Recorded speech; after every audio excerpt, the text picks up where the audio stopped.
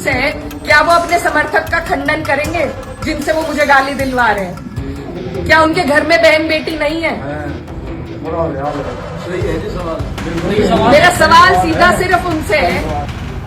दोस्तों, आपको चंडीगढ़ याद होगा, जहां बीजेपी का नेता रिटर्निंग ऑफिसर बनता है और सीसीटीवी कैमरे में उसकी धांधली पकड़ी जाती है। और एक बार फिर से वहीं पर एक और बड़ा मसला निकलकर सामने आया, जहां एक व्यक्ति आम आदमी पार्टी के विधायकों की फर्जी दस्तखत करता है। पुलिस उसे पकड़ने की कोशिश करती है, लेकिन चूंकि केंद्र शासित प्रदेश है, उस नाते चंडीगढ़ की पुलिस उसे बचाने में जुट जाती है। पुलिस सामने सामने होती है, लेकिन आखिरकार वो धर दबोचा गया है। न केवल धर दबोचा गया, बल्कि इसके साथ साथ दिखाऊंगा एक फर्जी दस्तखत करने वाले को तो धर दबोचने से बचाने के लिए पूरी कोशिश की जाती है, तो वहीं दूसरी तरफ सिर्फ एक फोटो शेयर करने पर, एक बयान पर, चूंकि वो कांग्रेस नेता ने किया था, तो एक व्यक्ति को गिरफ्तार कर लिया जाता है। आज आपको दिखाऊंगा एक सांसद, महिला सांसद बीजेपी का दोहरा चरित्र खोलकर रखती हैं कार्रवाई के नाम पर। बहुत सारी और खबरें आज आपको दिखाने जा रहा हूं। नमस्कार, मैं हूं प्रज्वल गौतम और आप देख रहे हैं the live TV. The live TV, सच सबसे आगे। सबसे पहले एक खबर देखिए, ये दोहरे चरित्र वाली तस्वीरें हैं। आज कुछ खबर ये देखिए। सबसे पहले ये खबर देखिए, इस आदमी को जरा गौर से पहचानिए।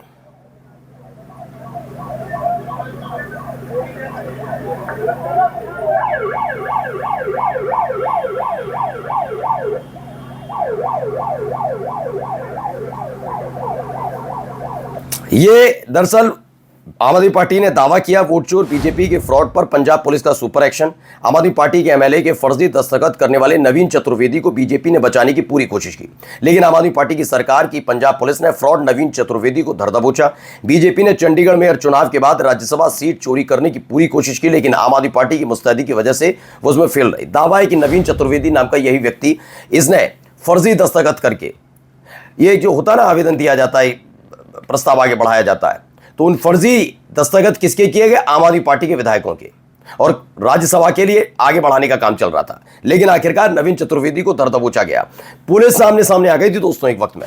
देखिए, मनीष सिसोदिया भी लिखते हैं, विधायकों के फर्जी सिग्नेचर कराकर राज्यसभा सीट चुराने की बीजेपी की कोशिश नाकाम कर दी गई। 2 दिन तक बीजेपी ने चंडीगढ़ पुलिस के जरिए जो नाटक कराया वो पूरे सिस्टम का मजाक था। फर्जी सिग्नेचर करने वाले को बचाने के लिए पूरी चंडीगढ़ पुलिस झोंक दी गई, उसे थाने में सुरक्षित रखा गया। लेकिन सत्यमेव जयते, फर्जी सिग्नेचर करने वाले नेताजी अब पंजाब पुलिस की गिरफ्त में है।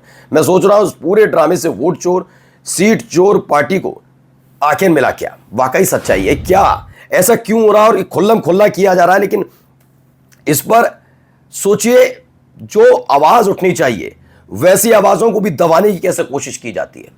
अनुमान लगाइए, कैसे ऐसे ही पहले ही चंडीगढ़ में पकड़े गए थे, चंडीगढ़ में भाई साहब पकड़े गए थे, वो सीसीटीवी कैमरे में कैद हुए थे। बाद में निकला वो बीजेपी का नेता है जिसे रिटर्निंग ऑफिसर बनाया गया, इसी उम्मीद के साथ कि वो रिटर्निंग ऑफिसर बनेगा, आराम से काम करके देगा। क्या यही वजह थी? आइए एक और खबर देखिए इसी के आगे वाली। एक तरफ इस व्यक्ति को बचाने के लिए जिसने फर्जी सिग्नेचर करके राज्यसभा सीट वाले मसले पर घालमेल करने की कोशिश की, उसे बचाने की कोशिश की जाती है, तो दूसरी तरफ देखिए ये खबर निकल कर आई। ये एक तस्वीर जारी कर दी थी, ये तस्वीर है, देखिए। इसमें इस संगठन में भेड़ की खाल पहनकर भेड़िए छिपे बैठे हैं। 100 साल मनाया जा रहा है, सिक्का जारी हो रहा है, डाक टिकट जारी हो रहा है, और अंदर कुछ और ही चल रहा है। पवन खेड़ा लिखते हैं, ये केरल के जो आईटी वाले प्रोफेशनल थे जिन्होंने आरोप लगाया था, जिन्होंने पहले सुसाइड किया और उसके बाद उनके अपने हैंडल पर जो लिखा हुआ था सुसाइड में, उन्होंने कई आरएसएस के नेताओं पर गंभीर आरोप लगाए थे कि उनके साथ शारीरिक शोषण बचपन से लेकर जवानी तक किया जाता रहा, बहुत सारी चीजें। अब इसको लेकर क्या हो रहा है ये देखिए। नीमच जिले के सिंगोली में पंचर की दुकान चलाने वाले ख्वाजा हुसैन 62 वर्षीय स्थानीय कांग्रेस नेता पंकज तिवारी के एक व्हाट्सएप ग्रुप के सदस्य थे। तिवारी ने ग्रुप में केरल में आरएसएस से जुड़ी आईटी प्रोफेशनल की आत्महत्या पर कांग्रेस नेता पवन खेड़ा के दिए बयान उनकी तस्वीर के साथ शेयर की। उस तस्वीर को ख्वाजा हुसैन ने व्हाट्सएप स्टेटस में लगा दिया। वह भी लंबे समय से कांग्रेस कार्यकर्ता हैं। उनके बेटे शाहरुख के मुताबिक 9 लोगों ने वे स्टेटस देखा था, उन्हें थाने बुलाकर पोस्ट डिलीट करवा दिया गया। फिर बाप बेटे को थाने में जलील किया गया और धर्म सूचक गालियां दी गई। सोचिए, यहां पर एक आदमी एक ट्वीट से इतने घबरा जाते हैं कि यहां पर उनको बकायदा बुलाया जाता है और अपमानित किया जा रहा है, और दूसरी तरफ क्या खेल किया जा रहा है? आराम से उस व्यक्ति को बचाने की कोशिश जो घालमेल कर रहा था राज्यसभा सीट को लेकर। देखिए, एक और नीमच के कांग्रेस कार्यकर्ता ख्वाजा हुसैन को पार्टी का एक स्टेटमेंट व्हाट्सएप स्टेटस पर लगाने पर पुलिस ने स्वतः संज्ञान लेते हुए उनके ऊपर एफआईआर दर्ज कर उन्हें जेल भेज दिया था। आज जब यह मुद्दा मीडिया के जरिए पार्टी के आला नेताओं तक पहुंचा तब उनकी मदद हुई और देर शाम निकले ये खबर निकली।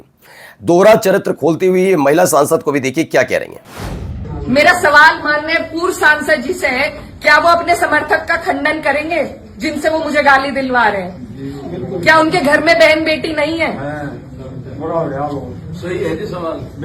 मेरा सवाल सीधा सिर्फ उनसे है कि उनका अत्यंत नजदीकी समर्थक, पहले मुझे मुल्ली कहा गया, मुझे आतंकवादी कहा गया, मेरे बाप तक को गाली दी गई, मेरे भाई को कहा गया। ये है इकरा हसन। इकरा हसन के बारे में आप जानते ही होंगे। इकरा हसन के लिए पहले भी एक था वो जो अपने आप को करनी सेना का नेता बताता, कितनी गंदी और घिनौनी बात की, और अब भी कुछ ऐसा ही किया जा रहा है। इसको लेकर उन्होंने आवाज उठाई। ये दोहरा चरित्र नहीं तो क्या? आप बेटियों को बचाने की बात करते हैं, आप अलग अलग तरीके से करते हैं, और आपकी अपनी पार्टी के नेता कितने गंदगी फैलाने काम करते हैं। सोचिए, ये आरोप इकरा हसन के, और यही वजह है कि भरे मंच पर भी सबके सामने नारेबाजी भी हो जाती है। सुनिए। वोट चोर, वोट चोर, गड्डी चोर, वोट चोर, गड्डी चोर, वोट चोर, वोट चोर, वोट चोर, वोट चोर। वो समझा रहे हैं कि वोट चोर गद्दी छोड़ के नारे मत लगाइए, मत लगाइए वोट चोर गद्दी छोड़ के, लेकिन कोई मानने के लिए तैयार नहीं। अब लोगों में ये, अब आइए एक और जरा। पर रंग में भंग डाला तो जेल।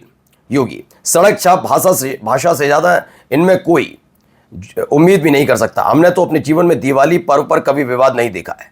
सिर्फ उकसाने वाली भाषा बोलते हैं। बलात्कार और हत्या में यूपी टॉप पर है देश में, उसे रोक पाने में कभी सफल नहीं हुए। आईपी सिंह लिखते हैं। इससे पहले भी आपने योगी आदित्यनाथ का बयान सुन ही लिया। डेंटिंग पेंटिंग ये वो, ठोकेंगे ठोक दो, इस तरह की भाषा शैली का इस्तेमाल लगातार योगी आदित्यनाथ की तरफ से किया जाता रहा और सार्वजनिक मंच पर होता रहा है। तो ये सब चीजें पता लगती हैं। वो बात अलग है कि मैं कहता भी हूं, चलिए आपने जो कहा वो करके तो दिखाइए, लेकिन जब वो करने पर आते हैं तो एक देश दो विधान वाली स्थिति बन जाती है। जब करनी सेना कार्यकर्ता करें तो कुछ नहीं, फतेहपुर और बहराइच में हो तो कुछ नहीं, बरेली संभल में होता है, और जो एक समुदाय करता फिर क्या होता है सबने देखा। तो ये सब नहीं। जब इकरा हसन के बारे में गंदगी कोई उगलता है करनी सेना का वो, तो शांति, ना बीजेपी की महिला सांसदों को दिक्कत, ना किसी को दिक्कत, ना हाय ना तौबा, ना कोई लेना देना, कोई लेना देना नहीं। जो गंदगी उगली वैसे कहते हैं अगले चौराहे पर हिसाब किताब हो जाता है, सौदा करता, उसको उसके खिलाफ कुछ नहीं हुआ था। तमिलनाडु में हिंदी गाने, मूवी और होर्डिंग्स होंगे बैन। स्टालिन सरकार लाने जा रही बिल। अब बताइए ये लड़ाई कहां से कहां पहुंचने जा रही है, इसका जिम्मेदार भी कौन है? आप ये कह देंगे स्टालिन ऐसा क्यों कर रहे हैं, स्टालिन से क्या लेने दें। आप समझिए कि किस लेवल पर ले जाकर खड़ा किया गया है लोगों को आई लव मोहम्मद अभियान के बाद। अब देखिए पुलिस की कार्रवाई, 4000 से ज्यादा मुसलमानों पर केस दर्ज हुआ है, 200 लोग गिरफ्तार किए गए। अभी तक यह मसला नहीं समझ में आया कानून की वो कौन सी धारा थी जिसने कहा कि आई लव मोहम्मद लिखना गलत है। सब कुछ हो रहा है, कार्रवाइयां हो रही हैं, चलती जा रही हैं, चलता जा रहा है, होता जा रहा है, न सरकारी आदेश है न लेना देना है, लेकिन फिर भी केस दर्ज हो रहे हैं, गिरफ्तारियां हो रही हैं। कोई आज तक ये बता ही नहीं पाया कि आई लव मोहम्मद में ऐसा क्या आपत्तिजनक है, क्या आपत्तिजनक है। बस ये वाला स्थिति है। Stop Bareilly bulldozer. 28 Muslim families ने given 10 days notice, bulldozer ready to demolish their home. 28 Muslim परिवारों को 10 दिन का नोटिस दिया गया है और घर गिराने की बात चल रही है। ये बता दिया गया है कि घर गिराने की तैयारी है। कसूर सिर्फ आई लव मोहम्मद लिखना और अपनी पहचान पर गर्व करना। ये सिर्फ बुलडोजर हमला नहीं बल्कि एक सोच पर हमला है, इस्लाम पर हमला है। बरेली हो या हल्द्वानी, हर बार निशाना वही गरीब मुसलमानों के घर और मस्जिद है, ये कहा जा रहा है। वही देखने को मिलता भी है। और जाते जाते खबर, नीतीश के सियासी पैंतरे से मोदी शाह पस्त हैं। बिहार के चुनावी अखाड़े में ना मोदी फैक्टर काम कर रहा है, ना हिंदू मुसलमान की जुबानी जंग और ना ही विकास की पुरानी पिच। अब खबर यह है कि अमित शाह खुद परेशान चल रहे हैं, कैसे सहयोगियों को मनाया जाए। चुनाव तो बाद में देखेंगे, पहले मनाए कैसे, एकजुट कैसे हो। नमस्कार। द लाइव टीवी, सच सबसे आगे।